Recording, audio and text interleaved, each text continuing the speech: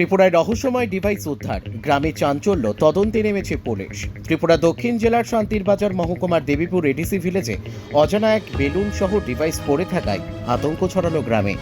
গঙ্গারায়পাড়া রাঙ্গাছড়া এলাকায় আচমকা আকাশ থেকে একটি আলো জ্বলার ডিভাইস পড়ে যায়।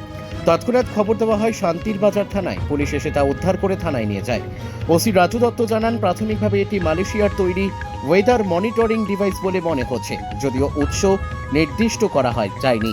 ফরেনসিক পরীক্ষার জন্য পাঠানো হবে ডিভাইসটি, তারপরেই স্পষ্ট হবে এর প্রকৃত উদ্দেশ্য। ঘটনায় চাঞ্চল্য ছড়িয়েছে গোটা এলাকায়।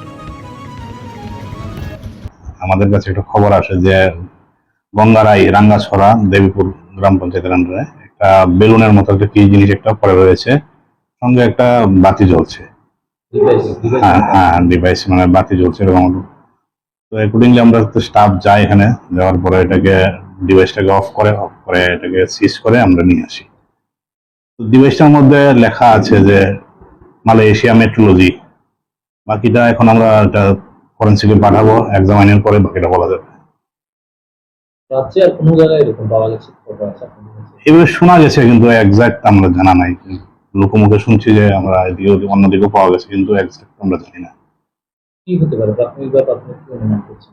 এটা ওয়েদার ফোরকাস্টের কিছু হতে পারে এরকম মনে হচ্ছে, এটা মানে দেখে মনে হচ্ছে, বাকিটা এক্সামিনেশন পরেই বলতে পারবো। এক বছর